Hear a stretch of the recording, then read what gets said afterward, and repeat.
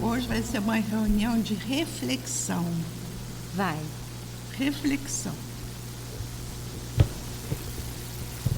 A tia Dirce, ela sempre lê palavras de vida eterna, mas ela traz o dela.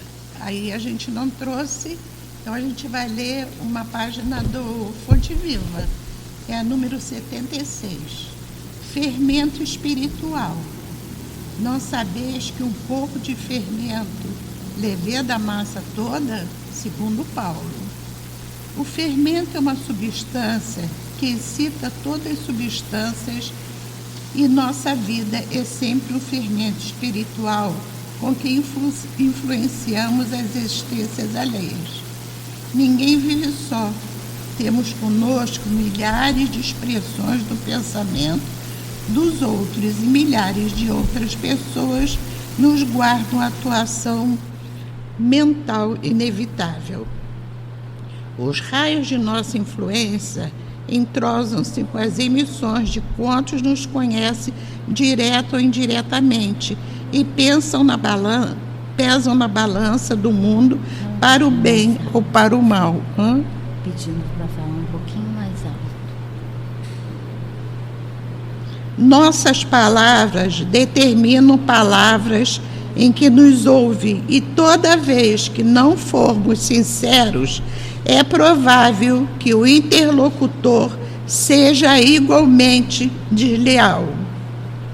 Nossos modos e costumes geram modos e costumes da mesma natureza.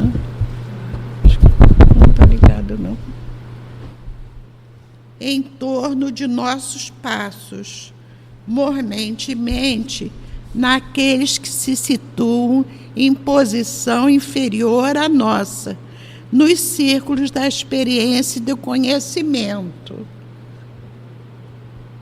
Nossas atitudes e atos criam atitudes e atos do mesmo teor, enquanto nos rodeiam, porquanto aquilo que fazemos atinge o domínio da observação alheia, interferindo no centro da elaboração das forças mentais de nossos semelhantes.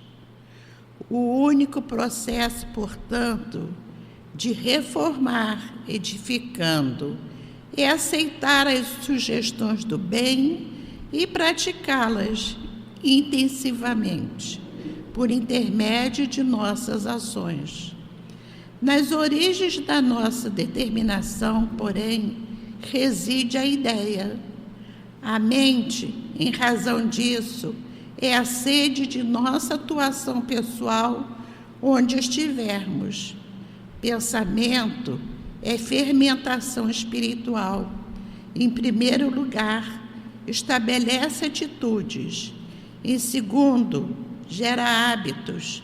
E depois, governa expressões e palavras por intermédio das quais a individualidade influencia na vida e no mundo.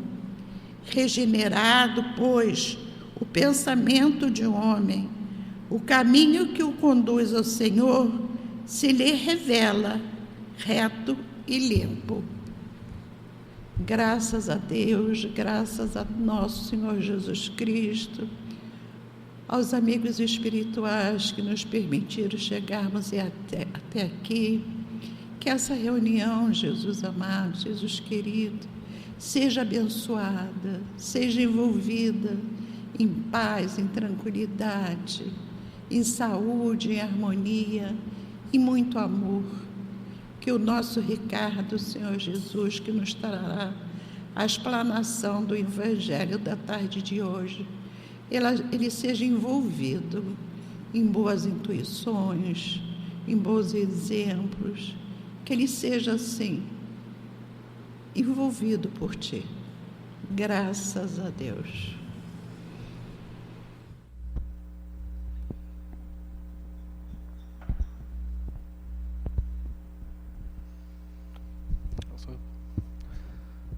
Alô?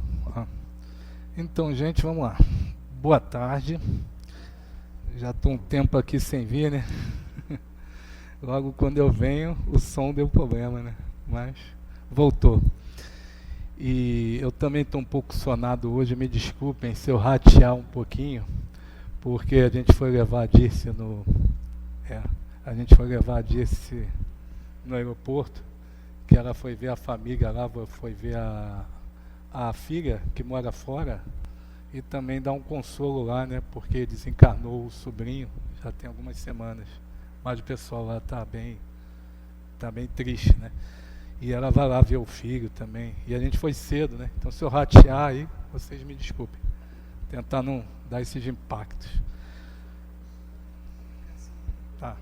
Eu não sou muito bom desse negócio da Madonna, não. Até porque meu negócio é rock and roll, né? Mas vamos lá. Nada contra a Madonna.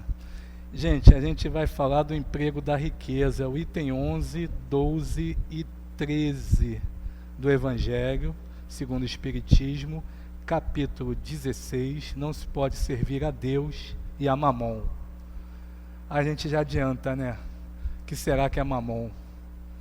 E Mamon, a gente, quando eu olhava isso aqui quando pequeno, né? Que desde pequeno lá na Eucaristia, no catecismo, lá na escola Pio XII, na Vila da Penha, quando falava esse negócio, as irmãs falavam pra gente, mamon papaya, a gente ficava com esse negócio, mas não, né? Tem um significado, né? Eu não sabia o que era o mamon.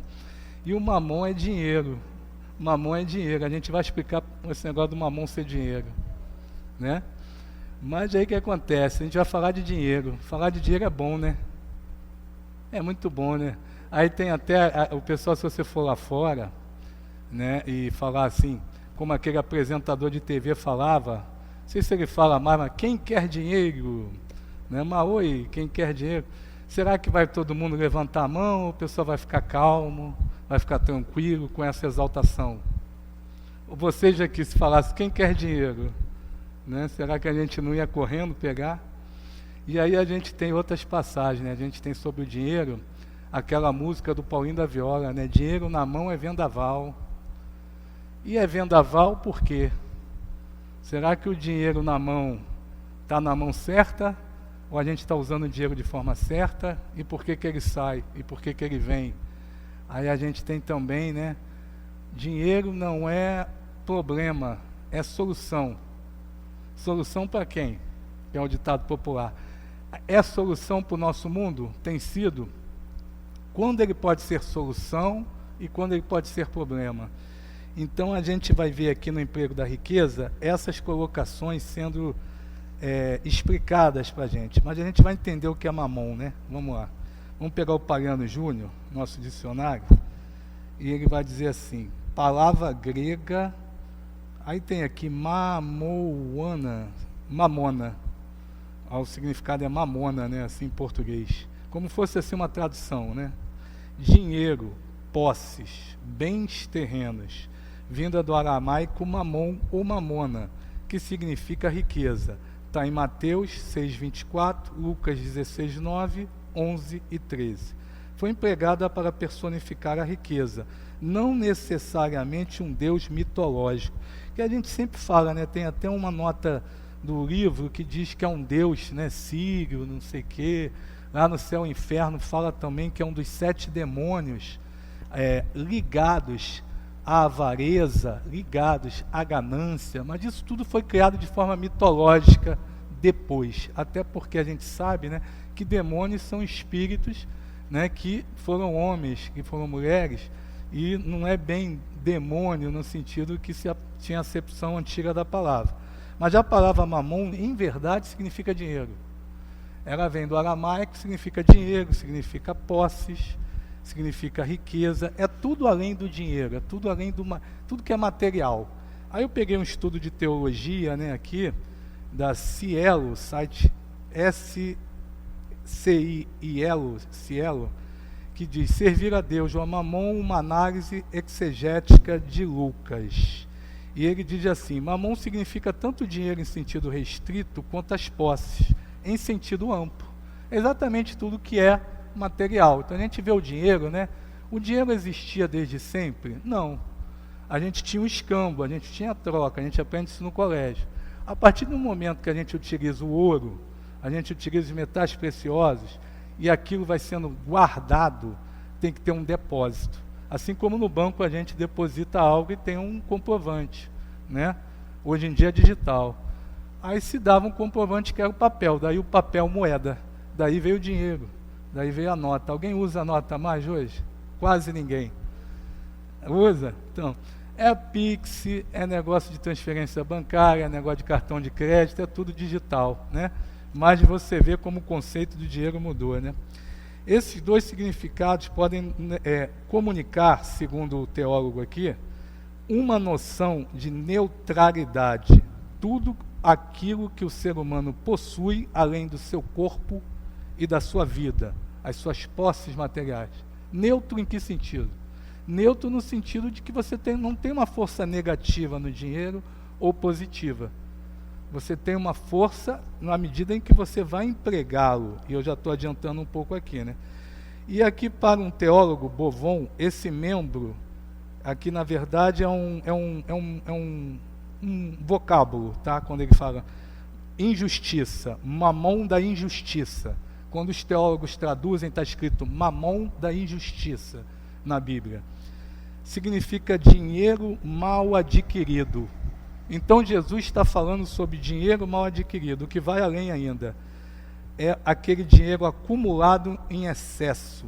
Expressão clara da desobediência à lei econômico-social do jubileu. Aí não me pergunte agora o que é jubileu, que eu não fui pesquisar tanto assim, tá? Mas está aqui, tá? Levítico 25, tá? Aí vocês vão lá. Portanto, Jesus ensina aos seus discípulos que ao invés de acumular o mamão da injustiça, eles devem usá-lo para fazer amigos, que é uma expressão que tem lá na tradução também do texto, né?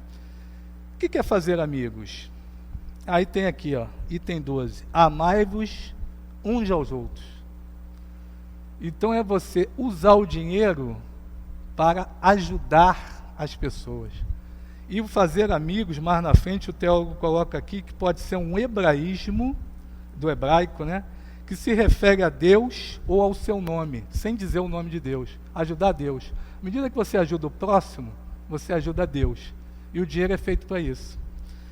O argumento é no sentido que, embora não haja durabilidade nas próprias riquezas, ou seja, aquilo não é permanente, podem ser empregadas para realizar alguma coisa de valor permanente. Olha que estudo fantástico. A gente tem que sair, às vezes, do espiritismo e buscar na teologia protestante ou católica essas questões, né? Aqui é interessantíssimo isso aqui, ó. A cessação do dinheiro é deliciosamente ambígua. O dinheiro perde sua função quando chega a nossa morte. É a hora por excelência na qual o dinheiro nada vale. Caixão não tem gaveta. E também a hora na qual é bom poder contar com os amigos. Olha aí. Aí, para a gente concluir a questão do conceito de mamon, né?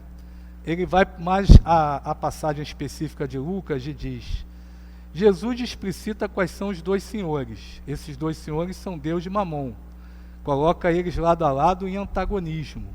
Contudo, como Mamon não pode ser Deus, ele é um ídolo, um falso Deus. Uma disputa de afeição e dedicação. Assim, diante de Deus e Mamon, é necessário decidir a quem servir. E no servir, a palavra significa uma escravidão que degrada em relação a Mamon, uma obsessão que acaba por esmagar. Não é o servir de dedicação, de consagrar, de enaltecer a Deus e por ele ser iluminado. É o contrário. A Mamon é uma escravidão, uma obsessão que esmaga. Aí eu pergunto, então o dinheiro é condenável? Deus condena o dinheiro? Jesus está condenando o dinheiro aqui? Não necessariamente. Não é exatamente isso que Jesus está condenando. Jesus está condenando, sim, como está ali na expressão do Evangelho, o emprego, o mau uso. E aí vem a passagem final que eu preciso ler também. O dinheiro convertido em ídolo absoluto é para Jesus um grande inimigo do projeto humanizador de Deus. Aí ele diz mais abaixo, Jesus está falando dos círculos herodianos e dos poderosos proprietários de terras de Séforis e Tiberíades, das grandes famílias sacerdotais do bairro residencial de Jerusalém. Ele vê no dinheiro um ídolo monstruoso, que ele chama de Mamona. aí sim, né, é o acúmulo, o excesso que se fazia à época, em uma época que se vivia de esmolas, porque não tinha produção, não tinha indústria, não tinham as artes. Daí Jesus falar tanto em esmola para ajudar o próximo. E hoje, será que a gente tem esmola? Tem, né? Se você passar no centro da cidade, quanta gente está ali vivendo de esmola, debaixo daqueles viadutos. Aí tem várias questões, a gente não vai entrar nas questões políticas, sociais e econômicas. A gente vai pensar que mudou muita coisa do tempo de Jesus, mas ainda persistem misérias. E que são produto do quê? De Deus. Então vamos pensar na riqueza como um meio que nós empregamos para o progresso. Vamos pensar na riqueza como um meio que empregamos para a evolução do espírito. Aí a gente diz assim: o rico é mau e o pobre é marginal. Será que isso está certo? Não, né? Já adiantamos que não. Marginalizar a pobreza é uma coisa muito comum, né? A criminalidade está ali na comunidade, porque ali é mais fácil, o Estado não entra, né? E quem não tem, vai buscar o que não tem. De que forma? Muitas vezes alguns se deixam buscar pela forma mais fácil, mas não é da índole de quem mora lá fazer o crime, não necessariamente. Ou como não é da índole do rico, ser mau, ser cruel, usar o dinheiro no mau emprego. E para isso a gente vai no livro dos Espíritos, né? Quando a gente fala que, por exemplo, a gente quando reencarna, nós temos diversas provas de expiações. E a pobreza e a riqueza são provas de expiações. São necessidades do espírito, assim como a gente falou no encontro de carnaval, no masculino e feminino, cultivar virtudes, adquirir hábitos e se melhorar. Porque uma vez você vem rico, outra vez você vem pobre. Para testar o quê? E lá vai dizer, eu preciso nem abrir, mas vai dizer a paciência e a resignação. Para quem? Para o pobre. E a abnegação e a caridade. Para quem? Para o rico. Mas muitas vezes, o que acontece? Os excessos. E quem cai em mais de excessos? Normalmente o rico, porque quem mais tem vai abusar das más paixões, dos vícios. E por isso é que se diz, né, que é muito mais fácil você... o rico, na verdade é o contrário, né? Eu ia dizer a conclusão. É muito mais fácil um camelo passar pela agulha, Jesus falou, do que o rico ir para o céu. A figura é de linguagem, porque camelo é cabo, em algumas acepções mais consagradas, um cabo, uma corda, né, passando por uma agulha uma abertura mais fina, e não necessariamente um camelo, né, mas é difícil também uma corda passar por uma agulha. E a prova da riqueza é uma prova muito difícil, porque ela incita as más paixões, ela incita as dificuldades. Isso aqui está aqui no Evangelho, não está no livro dos Espíritos não, até marquei. Ele fala aqui no que vossa mão esquerda não saiba, né? Espera aí. Depois eu encontro.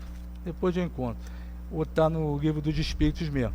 Mas aí o que acontece? Em relação, vamos ler aqui, ao rico e o pobre, vamos lá no livro dos Espíritos. Desigualdade das riquezas, pergunta 808. A desigualdade das riquezas não se origina da desigualdade das faculdades, que dá a uns meios de adquirir bens do que a outros? Sim e não. E quando ele fala assim, não é simples. Porque antes ele vai desenvolver o tema da desigualdade das aptidões. Então Bill Gates nasceu melhor do que eu, né? Não. A gente vai ver, de repente, ele conquistou tudo aquilo ali com muito trabalho e esforço. Numa garagem, começou lá, né? De repente, ele tinha uma condição parecida com muitos de nós. Tudo bem, ele morava nos Estados Unidos, mas vamos pegar um homem de classe média americano, estudante e tal, aí ele vai lá, começa a fazer aquele negócio do sistema do computador em si, desenvolve e chega hoje a ser um bilionário, um dos maiores do mundo, né? Mas isso é uma desigualdade de aptidões, porque ele é mais inteligente do que eu, isso é fora de dúvida. E por que ele é mais inteligente do que eu? Porque ele foi mais esforçado, ele estudou mais, nessa vida ou até em outras. E a gente é herdeiro de nós mesmos. Então isso já difere um espírito do outro. Então muitas vezes aquele espírito vai nascer na comunidade, mas vai conseguir se tornar até um milionário. Vai conseguir se tornar uma pessoa com posses. porque ele vai sair daquela dificuldade com seu esforço pessoal e sua experiência. É difícil? É difícil. Mas essa desigualdade de aptidões, ela é que produz a diferença de ricos e de pobres, que é necessária para o aprendizado do espírito. Sem isso, o espírito não testa o que a gente falou: paciência, resignação, caridade e abnegação, né? Aí, por isso que ele diz sim e não, porque a desigualdade das riquezas, ela vai respeitar a das aptidões, mas não necessariamente se abarca aqui na resposta e na pergunta miséria. E miséria, extrema pobreza, é produto do homem e não de Deus. Riqueza e pobreza são necessárias, mas miséria é produto do homem. É produto do orgulho, do egoísmo, né? É o que vai criar a questão da desigualdade social, tá? Então, a gente muitas vezes critica, né, o rico, critica o pobre, né? Mas o pobre pode ser orgulhoso, ou exalta tanto o pobre em relação ao rico. O pobre pode ser orgulhoso. E o rico pode ser humilde também. Então a gente precisa relativizar e entender por que a gente tem a riqueza, por que a gente tem a necessidade da pobreza. É que a nossa miopia social não deixa nós vermos isso, né? Lá na 806 é que fala: a desigualdade das condições sociais é uma lei da natureza? Não, ela é obra do homem e não de Deus, que é o que a gente estava falando aqui, entendeu? Aí, vamos voltar aqui ao Evangelho, né? A gente pega aqui no nosso capítulo, espera aí que eu já me perdi, tá aqui. E ele vai falar assim, né? Qual é então a melhor utilização que se pode dar à fortuna? Procurai a solução desses problemas nestas palavras: amai-vos uns aos outros. Então, como a gente vai empregar a riqueza? Aí você olha para esses que a gente estava falando há pouco tempo. Se eu tivesse uma fortuna do Bill Gates, né, como é que eu ia estar empregando aquela fortuna? E a gente vê as loterias lotadas. Todo mundo quer ganhar e pede, faz oração para ganhar, né? Eu quero pagar minhas contas, eu quero sair do cheque especial, eu quero pagar minhas dívidas, né? Eu quero me manter, viajar, fazer. E a gente só pensa na gente, né? A gente vai, eu quero ganhar para mim, quero para mim. Aí tem uma hora que a gente dá uma meia-culpa e faz assim: mas se eu ganhar, eu vou doar um dinheirinho, vou dar uma partezinha lá para casa do caminho, né? Eu vou dar um bom dinheiro, né? A gente para, né, fazer aquilo aí, ó, tá ouvindo? Tá ouvindo? Então, o que acontece? A gente está ainda no secundário, no amai-vos uns aos outros, né? A gente está pensando primeiro em tudo que é nosso, em todos os nossos excessos, né? A gente já pensa em quantas casas vai poder comprar, quantas propriedades, né? Aí ele vai dizer assim, ó: aquele que está dedicado à prática do amor ao próximo já tem sua linha de conduta inteiramente traçada. Será que nós estamos nesse patamar? Aí eu acho que na 922, que é Felicidade do Homem na Terra, o que diz lá? A posse do homem, a posse dos bens necessários, né? A fé na vida futura e a consciência tranquila. É o que traz a felicidade do homem. A gente tem isso como parâmetro? Posse do bem necessário? O que se estabelece como necessário e supérfluo? Que é o emprego da riqueza. O que se estabelece? A natureza que dá limite. Isso também está no livro dos Espíritos. Está lá na lei de conservação. A natureza é que dá limite.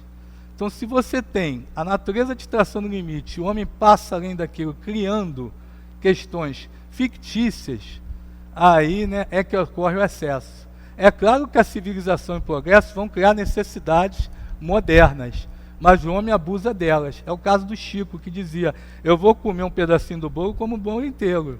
Né, o chocolate chega lá em casa, né, vai ver, o chocolate acabou. Cada um pedacinho, mas tem um que já comeu a metade inteira. Não vou dizer quem, né? Então, é isso, né? Então a gente tem que trabalhar também com o conceito da lei de conservação, do necessário e do supérfluo, tá? Vamos lá, vamos prosseguindo aqui para a gente não se perder.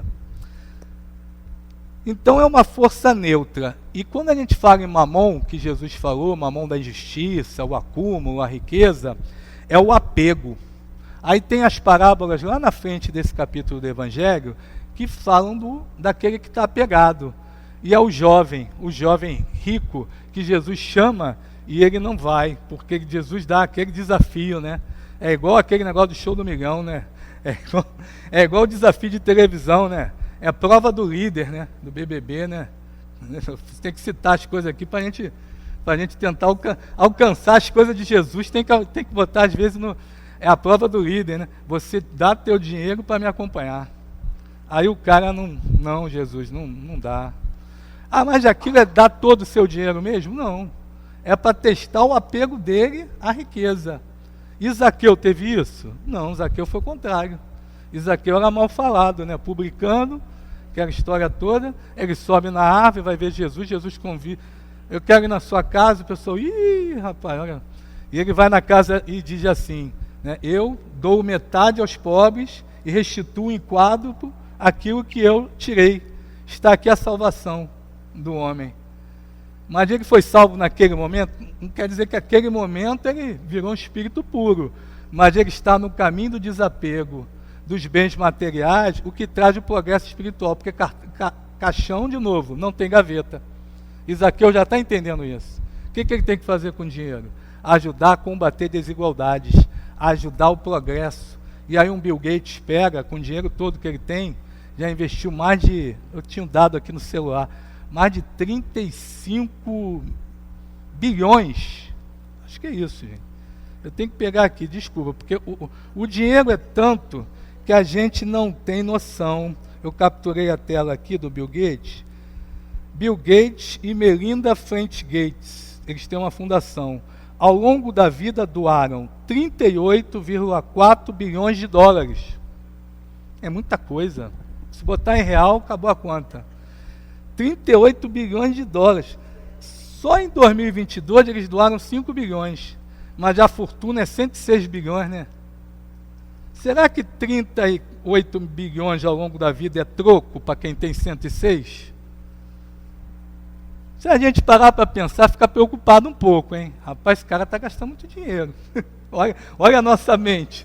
Mas ele tem coragem e vontade. Será que a gente tem? Aí tem outros aí, George Soros, tem o Warren Buffett, são americanos. Tem aquele que nomeia um teatro em Nova York, Carnegie, que era um banqueiro que fez várias universidades, criou várias universidades e escolas. É chamado Carnegie Hall, um teatro que tem lá de música, em homenagem a ele. No Brasil, a gente pode citar Antônio Hermílio de Moraes, né? Todo mundo cita, né? O velhinho era bom, né? Ele era bom. Ele chegava do Votorantim, né? Ele dizia, se eu quisesse, né? Se eu quisesse ser, ganhar dinheiro, eu ia, sem fazer nada, eu ia ser banqueiro. Coitado de banqueiro, né? Tem banqueiro que faz coisa boa também, mas ele tinha citação. E aí o que acontece? Ele, além de construir e dar empregos, é aquela fortuna que a gente visualiza, que é muito difícil hoje em dia, que a fortuna e o dinheiro mudou de mãos, mudou de patamar. Hoje as ideias valem fortunas, né? Mas esse era da antiga. Não dizer que uma é melhor que a outra, é a transformação, é normal. As ideias também constroem. Aí ele ia 1h30 na Associação da Beneficência lá portuguesa, não era? Da Associação da Beneficência Portuguesa e também numa outra associação, dedicar o seu trabalho à caridade. 1h30 por dia. Chegava cedo. Então, a gente, né, está fazendo um pouquinho que ele faz. A gente vem aqui, doa nosso trabalho, mas será que podemos fazer mais alguma coisa? E será que é só o trabalho material?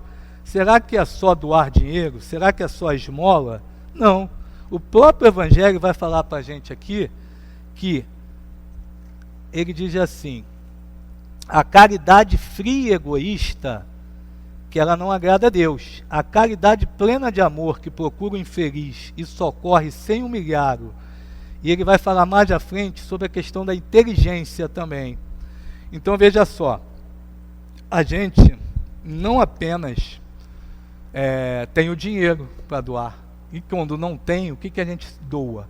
Aí a Joana de Ângeles diz, né, que a gente primeiro doa aquilo que a gente possui, né? Até tem a anotação aqui. E depois a gente doa as coisas, né, ela fala. E depois a gente doa de nós mesmos. A gente doa nosso tempo. Porque doar aquilo que a gente possui é mais fácil. E é mais fácil para quem muito possui. E existe um exemplo muito bonito no Evangelho, né, do óbolo da viúva. O óbolo da viúva, ela nada possuía, muito pouco, vai lá e dá o pouco que possui, uma única moedinha, e os outros estão dando várias moedinhas. Jesus observa e pergunta, quem é que está mais meritório? A viúva, porque ela está doando até aquilo que não tem, tudo que tem ou aquilo que não tem. A vontade dela é tanta de ajudar o próximo, né?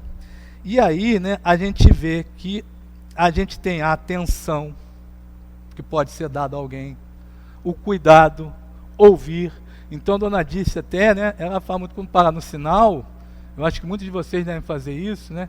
Não dizer que devem fazer isso, que hoje em dia tem uns perigos também, né? Tem que tomar cuidado, né? Tem um risco, às vezes, na avenida, que tem gente que, infelizmente, está ali promovendo atos ilícitos.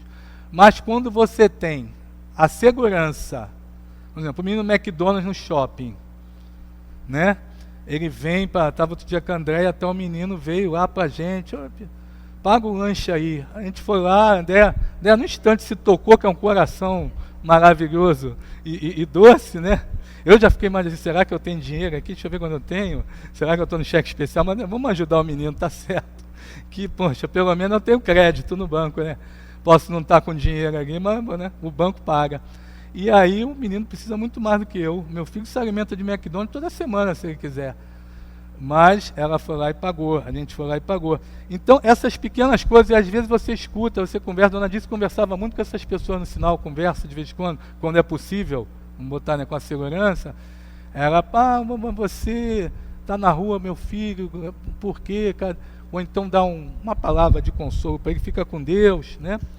E vocês também, muitos de vocês fazem isso aqui dentro, ou fora também. Então, quando a gente vê uma criança pedindo um dinheiro, né, a gente conversar, uma pessoa necessitada, não humilhar a pessoa na caridade. Isso é fundamental. Isso diz aqui no Evangelho, e você volta lá para o que a vossa mão esquerda não saiba o que a mão direita, né? Que fala sobre a moça, né, a dama na França. Todo mundo conhece essa passagem, né? É muito bonita, inclusive ela está no Céu e Inferno também. Está no Céu e Inferno. Eu vou resumir, acho que todo mundo conhece. Que ela está lá ensinando a filha como doar, como se doar para o outro. Então é mais do que doar. É ajudar ao próximo. Ela é rica, ela é abastada, ela vem com a carruagem cheia de gêneros alimentícios, só que ela vem simples. Ela deixa a carruagem parada um pouco distante também para não... E ela vem simples, com a roupinha simples, que é necessário para não humilhar o outro. Ela não quer o seu nome ser divulgado. A sua filha com a roupa simples também. E fala para a sua filha, olha só, você vai dar quando você tiver. Você por enquanto pode dar atenção, pode fazer uma roupinha, pode costurar, ou pode ajudar uma pessoa, dando um carinho, um abraço, ou dando aqui, materialmente me ajudando, né, na tarefa de pegar e levar. E ela é um anjo, né? É realmente um anjo. Ela dá um exemplo do que é e deve ser realmente a caridade que Paulo nos ensina, né? Que é aquela que não humilha, aquela que não se orgulha, aquela que não se exalta, né? Porque aquilo ali, é como Jesus diz, é aquele tesouro que você já amealhou na terra e que aquilo você já teve. O orgulho, a consideração da sociedade por ser grande, ter grande riqueza, aparecer bom, não é só parecer bom, né? Então você no plano espiritual, e tem uma passagem que fala disso, sobre uma pessoa mais miserável, a pessoa mais rica, não estou lembrando o nome agora, em que depois ele se vê lá com os profetas e o outro não, e ele fica, né? Olha, por que ele, né, vai lá e avisa para a minha família, então... Não é? Acho que é Lázaro, exatamente. O nome do nome do miserável, do pobre é Lázaro, mas não é o mesmo Lázaro que a gente... Exatamente. E aí é exatamente isso, né? É a gente quando fazer a caridade, pensar exatamente como a gente está se doando, está se dedicando ao outro, né? E a gente pode fazer além do que a gente faz. Não é só o dinheiro que é uma forma de caridade. É exatamente isso que ele está falando para a gente. Então Deus, para a gente resumir essa primeira parte, que eu já estou aproximando daqui a pouco para terminar, Deus não condena a riqueza e tampouco o rico ou a pobreza ou o pobre, né?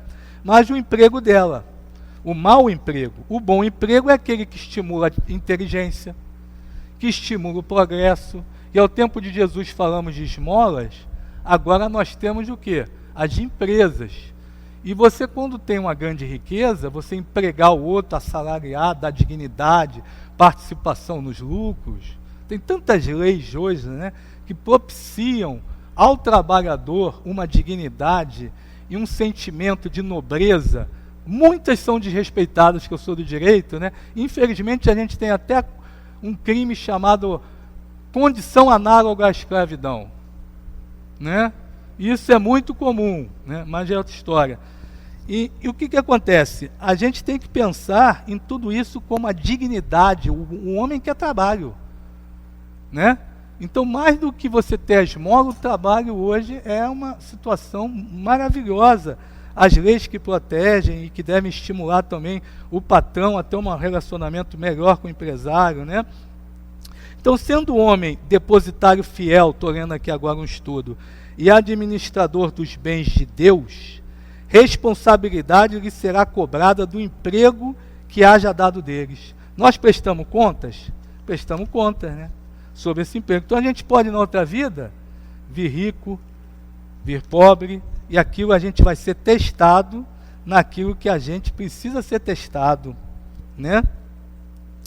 Eu queria lembrar um outro rico, né, que fez muito por nós, assim, pelo progresso da humanidade.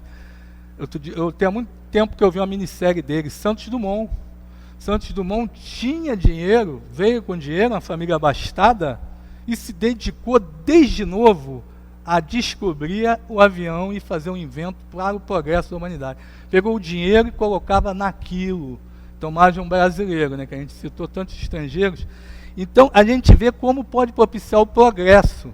A riqueza pode propiciar o saneamento básico na África, como o Bill Gates acho que faz. A questão também da vacina, que o Bill Gates andou esses anos da pandemia tentando ajudar. Tem um indiano banqueiro também, estou lembrando agora, que ele criou um banco social só para mulheres. Só as mulheres podem ser titulares dos financiamentos, um homem riquíssimo.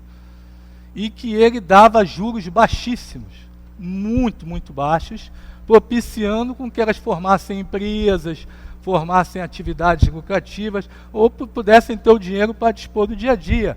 Porque as mulheres têm uma maior... Para eles, lá, a sociedade lá deles, ele tinha essa visão de segurança, de estabilidade, de estarem, né, a questão do lar. Então ele confiava mais nas mulheres. Olha que legal. Ele até ganhou, foi indicado a um prêmio Nobel. Outra coisa, você vê um filme na Netflix chamado Menino do Vento, como é? Se alguém viu aí, né, um menino que inventou, que fazia vento, que o menino na África lá não tinha nada. Uma pobreza extrema, a água não estava chegando na aldeia, na comunidade, e ele começa o negócio do vento, né? Bicicleta, isso, é uma bicicleta, eu estava tentando lembrar qual era o artefato. E dali a inteligência dele, olha a desigualdade das aptidões por causa do espírito de tempo criado e o esforço do espírito transformando a realidade dele ruim numa realidade melhor. Que eu não vou dar spoiler do que acontece no filme. Vocês vão lá ver que ele faz um negócio sensacional. Não é isso? E aí vocês veem o filme. Então, deixa eu ver aqui o que está faltando. A gente se encaminhando aí já para o final. Ele fala aqui, né? Por cúmulo de cegueira, frequentemente está no Evangelho, né, o item 12, se encontram pessoas escravizadas a penosos trabalhos pelo amor imoderado da riqueza. Tem gente que trabalha demais para ser rico, para ter vantagens, para usufruir de bens materiais e esquece do quê? Até da família. Isso é uma reflexão muito importante para a gente. Eu conheço gente assim, na minha área tem muita gente assim, muita gente. O direito, no caso dos desembargadores, promotores, juízes, todos são professores de faculdade, grande parte, particulares ou privadas, às vezes até de 2, 3, né? Aquela coisa do acúmulo que é permitido também por lei, pela Constituição, e vão dar palestras, vão, né? Institutos, e tal, às vezes estão advogando quando podem. E tinha um professor lá da UERJ, não vou citar o nome aqui, um magistrado, que ele virou e falou, desabafou, ele caiu em choro numa aula, e isso um colega meu me contou, que ele caiu em choro numa aula, dizendo que não conseguia nem ver mais o filho. Não sei se ele estava dando nem aula de direito de família, mas porque que o assunto chegou a isso, mas ele falou, eu não consigo nem ver mais meu filho, de tanto trabalhar, de tanto dar aula, né? Não tenho nem mais, não vejo ele crescer. Não, a gente vê isso muito em filme às vezes, né? Filme americano, o sujeito está trabalhando e tem aquela trama paralela lá com o filho, não viu o filho crescer. Então, tudo isso é uma reflexão que a gente deve fazer. A gente está olhando para o dinheiro, de que forma? A gente está sendo escravo da mamona? A gente está querendo só usufruir, conquistar bens, casas, carros, viagens, e esquecendo até da nossa família, e muito mais do próximo, que precisa da nossa ajuda, do nosso acolhimento. Um trabalho numa casa religiosa como essa, a gente vai ver, tem muita gente que vem com dinheiro aqui e ajuda. É bacana isso. Mas às vezes o sujeito pega, não é para mim, eu só quero dar o dinheiro, né? Mas já é o primeiro passo. É o primeiro passo, é como diz Joana, né? Primeiro a gente doa as coisas, depois a gente doa de nós mesmos, a gente se doa, né? É o primeiro passo. Mas a gente já vê outras pessoas que fazem um movimento mais enfático em promover a caridade, a beneficência e a indulgência, que é a caridade, né, em seu sentido mais amplo, não considerando a brevidade da vida, considerando o espírito imortal, considerando que o caixão não tem gaveta e o que a gente vai levar não é o bem material, a gente vai levar a conquista da inteligência, a conquista do amor. O tesouro que a gente está guardando não vai ter traças, né? E aí não vai ser levado. Hoje a gente tem e Deus tira. Até a deusa tinha uma frase do encontro que ela falava assim: Deus é bom quando me dá, quando me tira e quando não me deixa ter, né?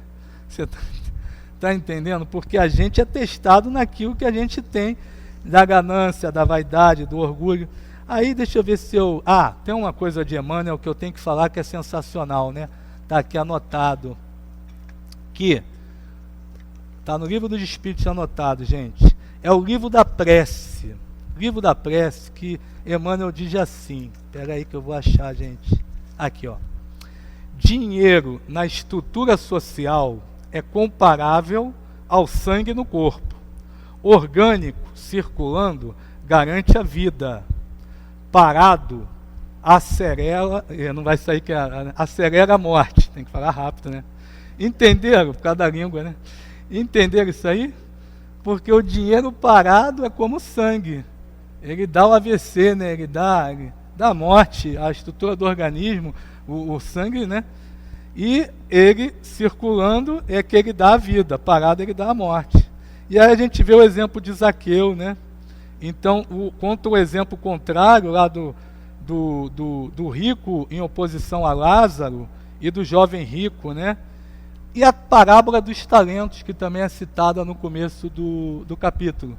Que a gente está enterrando o talento, e o talento é a aptidão que vem de várias vidas que nós temos para fazer o bem.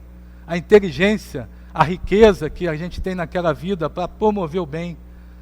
Assalariar as pessoas, se a gente tem uma grande empresa, tratar dignamente os trabalhadores. Dar a eles dignidade e promover empregos. Se a gente pode, se a gente tem uma empresa. Se a gente não tem, a gente... né, tem que fazer o mínimo de ajudar, né? Também como a gente ajuda e procura ajudar aqui aqueles que precisam, mas fora daqui também. Então, a pobreza, aqui, qual das duas provas é mais terrível para o homem? A da desgraça e da fortuna. tanto uma quanto o outro são. A miséria provoca queixa contra a providência. A riqueza incita todos os excessos. Então a gente tem assim, a pobreza, o vizinho conhece vizinho, mantém até anotei aqui, honorabilidade, né? A riqueza deve promover o quê? A generosidade. Então, muitas vezes, ao rico é muito mais fácil não agir, não ajudar, né? Porque ele tem tudo. E ao pobre, ele tem que agir para modificar o mundo exterior dele. Por isso que a questão do crime até acontece mais ao pobre, que ele precisa modificar aquela situação. Não estou justificando, gente. Tem a questão também da pessoa ser atraída por uma situação difícil, a índole dela. Mas o não agir e o agir em relação ao rico e ao pobre, tá? A outra coisa que eu queria falar aqui, para a gente terminar mesmo, né? Além do Emmanuel, já falei da posse do necessário, não tem muita coisa, né? A gente não consegue falar tudo. Leon Denis nos diz, né, também, a riqueza deixa imantada a pessoa na terra. Olha que prova difícil que é a riqueza, né? É uma prova muito difícil também, né? Ela deixa imantada a pessoa na terra. Mas os ricos são ruins? Não. Já falamos aqui que é um emprego que nós fazemos do dinheiro. Então, a gente tem que valorizar a nossa hora, o nosso trabalho, doar nossas horas, né? E não há nada, não há aquele que não tem o que oferecer, né? Nós sempre vamos ter alguma coisa para oferecer. E já terminando, vamos lá. Aqui ele vai falar assim, peraí, deixa eu pegar aqui para aproximar, que o óculos já está meio... Sendo um homem depositário, Deus colocou nas suas mãos aquilo que é um empréstimo. Deverá prestar contas depois. O mau emprego consiste em fazer apenas a sua satisfação pessoal. Todas as vezes que ele resulta um bem para qualquer outro, já tem o mérito, já tem um bom emprego. Aí ele diz assim, né, também, mas há um dever maior de mitigar a fome, suavizar a miséria presente, proteger contra o frio, dar abrigo. Há um dever imperioso também de prevenir a miséria, que é o que a gente estava falando aqui, esses grandes bilionários que estão tentando modificar o mundo, doando, sendo filantropos, prevenindo a miséria, ou fazendo grandes inventos de progresso para prevenir doenças, para facilitar a vida das pessoas, né? E aí, ele diz abaixo, aí está principalmente a missão das grandes fortunas, que é essa questão de prevenir misérias. E vamos terminar com uma música. Como eu gosto de música, né? Deixa eu ver, ainda tem 10 minutinhos, né? Então, antes da música, vamos falar só uma psicografia do Chico Cândido Xavier no Consolador, tá? Emmanuel diz, todos os homens são ricos pelas bênçãos de Deus, e cada qual deve aproveitar com êxito os talentos recebidos, porquanto, sem exceção de um só, né, prestarão contas de um dia no além-túmulo dos seus esforços. Então, quer dizer, todos nós somos ricos de talentos. Nós temos que saber aproveitar. Numa situação de ter dinheiro ou não ter naquela vida, aproveitar nossa inteligência, nossa força de vontade, né? Nosso dinheiro que a gente tiver no bem, no emprego do bem.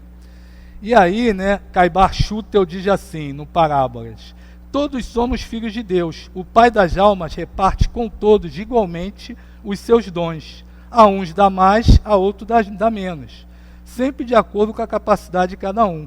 A uns dá o dinheiro, a outros a sabedoria, a outros dons espirituais, e finalmente a outros concede todas essas dádivas reunidas, de modo que um tem 5 talentos, o outro 2, o outro 1. Ou então um tem 10 minas, o outro 5, o outro 2. Mas como a gente está utilizando o talento? Está enterrando o talento? Né? E se estiver enterrando o talento, já sabe, né? É o ranger, né? O pranto e o ranger de dentes, né? Porque a gente tem que aproveitar a nossa encarnação para o melhor fazer, para o bem, para o emprego dos nossos esforços, para ajudar ao próximo. E vamos lá com a música. Quem conhece o compositor Frejá, do grupo Barão Vermelho, ex-Barão Vermelho, né? Ele tem uma música na carreira solo chamada Amor para Recomeçar, que é lindíssima, né? E ela resume como você tem que olhar para essa questão da riqueza e do dinheiro. Mas tem partes tão bonitas. Eu vou citar um pedacinho aqui dela grande. Eu te desejo não parar tão cedo, pois toda a idade tem prazer e medo. E com os que erram feio e bastante, que você consiga ser tolerante. Quando você ficar triste, que seja por um dia, e não o ano inteiro. E que você descubra que rir é bom, mas que rir de tudo é desespero. Desejo que você tenha quem amar, e quando estiver bem cansado, ainda existe amor para recomeçar. Não sou Bial, mas está indo, né? Então vamos lá. Quando você ficar triste, que seja por um dia e por um ano inteiro.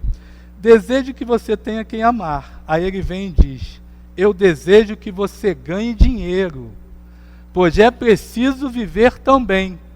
E que você diga a ele, pelo menos de uma vez, quem é mesmo dono de quem. Então era essa a reflexão que a gente queria. Com o emprego da riqueza, quando a gente olhar para o dinheiro, a gente dizer quem é dono de quem. Já que o compositor fez melhor do que nós, em forma de versos, numa música muito bonita. Então, obrigado, gente. Eu nem tomei água, mas vou tomar. Então, vamos lá.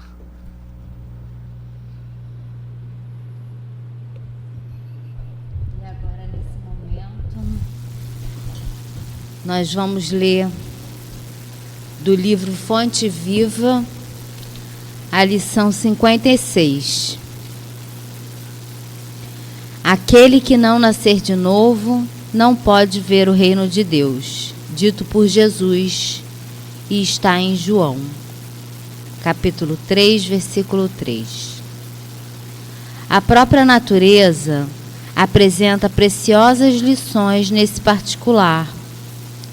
Sucedem-se os anos com matemática precisão, mas os dias são sempre novos, dispondo assim de 365 ocasiões de aprendizado e recomeço anualmente. Quantas oportunidades de renovação moral encontrará a criatura no abençoado período de uma existência? Conserva do passado o que for bom e justo, belo e nobre, mas não guardes do pretérito os detritos e as sombras, ainda mesmo quando mascarados de encantador revestimento. Faze por ti mesmo, nos domínios da tua iniciativa, pela aplicação da fraternidade real, o trabalho que a tua negligência tirará fatalmente sobre os ombros de teus benfeitores e amigos espirituais. Cada hora que surge pode ser portadora de reajustamento. Se é possível, não deixes para depois os laços de amor e paz que podes criar agora, em substituição às pesadas algemas do desafeto. Não é fácil quebrar antigos preceitos do mundo ou desenovelar o coração a favor daqueles que nos ferem. Entretanto, o melhor antídoto contra os tóxicos da aversão é a nossa boa vontade, a benefício daqueles que nos odeiam ou que ainda não nos compreendem. Enquanto nos demoramos na fortaleza defensiva, o adversário cogita de enriquecer as munições, mas, se descemos a praça, desassombrados e serenos, mostrando novas disposições na luta, a ideia de acordo substitui, dentro de nós e em torno de nossos passos, a escura fermentação da guerra. Alguém te magoa? reinicia o esforço da boa compreensão. Alguém não te entende, persevera em demonstrar os intentos mais nobres. Deixa-te reviver cada dia na corrente cristalina e incessante do bem. Não esqueça a assertiva do Mestre. Aquele que não nascer de novo não pode ver o reino de Deus. Renasce agora em teus propósitos, deliberações e atitudes, trabalhando para superar os obstáculos que te cercam e alcançando a antecipação da vitória sobre ti mesmo no tempo. Mas vale auxiliar ainda hoje que ser auxiliado amanhã. Nesse momento, nós vamos nos preparar para o passe. Os médios podem se levantar.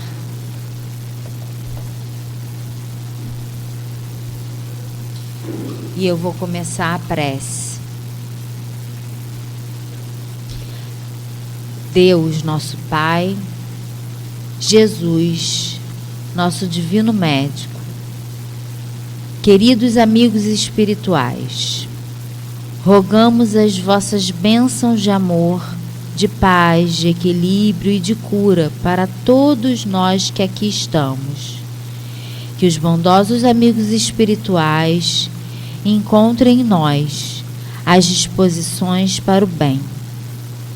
Que seja em teu nome, em nome dos bons espíritos e, acima de tudo, em nome de Deus, que possamos iniciar o passe.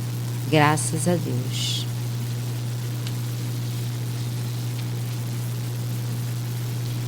Deus nos dá todos os dias e todas as horas para renovar nossos pensamentos e, consequentemente, melhorar nossas ações.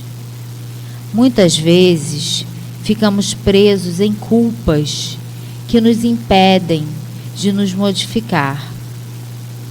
Por isso, Jesus nos disse: renasce. Aliás, mais que isso, a lição diz: renasce agora. Não é para renascer depois ou renascer amanhã, é agora, pois cada momento pode ser uma oportunidade de reajuste. Como renascer agora? A mente anda perturbada? Ore. Ore pelo que estão perdidos, doentes e em sofrimento. Coloque um sorriso no rosto, ao menos por gratidão a Deus pela vida, por tudo que Ele faz por nós. Tenha boa vontade para aquele que considera mais difícil. Gentileza, ao menos. Compreende aquele quem te magoa. Tenha intenções nobres. Deixa o bem correr pelo seu corpo. Encontre uma forma de fazer o bem ao outro, de fazer ao bem a si mesmo. Encontre uma forma de fazer o bem, simples assim. Faça coisas boas. Isso é renascer. Faça coisas que não faria. Renasça agora. Floresça agora. Alegre-te agora. Pois, afinal de contas, Deus e Jesus te trouxe até aqui. Você teve força divina para vencer cada obstáculo. Provavelmente já renasceu algumas vezes, mas Jesus pede novamente: renasça agora. E nesse momento nós vamos ouvir a mensagem do plano espiritual. Queridos irmãos, muito nos foi falado nessa tarde sobre a riqueza. Não esqueçamos que vivemos num mundo de expiação e provas. Somos todos vulneráveis. Às vezes, nos achamos bondosos, nos achamos caridosos, nos achamos amorosos. Mas aí vem a grande riqueza das nossas vidas, que é o Evangelho cristão. E ele traz para a gente, sim, todos esses ensinamentos.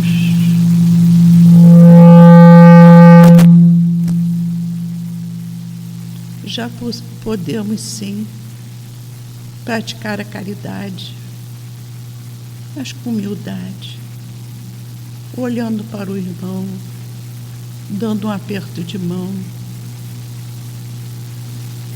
ouvindo, muitas vezes, a palavra que está machucando o peito daquele querido. Não precisa, o Evangelho nos diz, pegar uma bolsa de alimento e doar, se naquele momento não podemos também, nós podemos abraçar, podemos dizer, tudo passa, podemos dizer, vai ficar tudo bem. A grande riqueza que Deus nos deu hoje, de estarmos aqui, reunidos, ouvindo essa palestra, a grande riqueza que Deus nos dá de trabalharmos nessa casa. Então não esqueçamos disso. Nunca somos, sim, caridosos, amorosos, mas a nosso jeito, ao jeito que Jesus quer de nós. Não sejamos orgulhosos, que às vezes, desculpem, mas às vezes a caridade traz o orgulho junto de si. Então vocês que estão aqui, pensem, tragam o Evangelho com vocês em todos os momentos. Evangelho à tarde, Evangelho de manhã, Evangelho à noite, para que possamos, sim, de alguma forma, não ficarmos tão vulneráveis ao que o mundo nos apresenta. E passem, sim, para os vossos queridos. Não importa que o outro diga, ai, você está sendo chato. Não importa. Seja chato. Seja chato o Evangelho de Jesus. Que Jesus proteja todos, ampare, sustente. Uma boa Páscoa para vocês todos, para todos vocês. Graças a Deus. Graças a Deus. Finalizamos essa palestra tão importante para nossos espíritos imortais. Pedimos, Senhor, que as bênçãos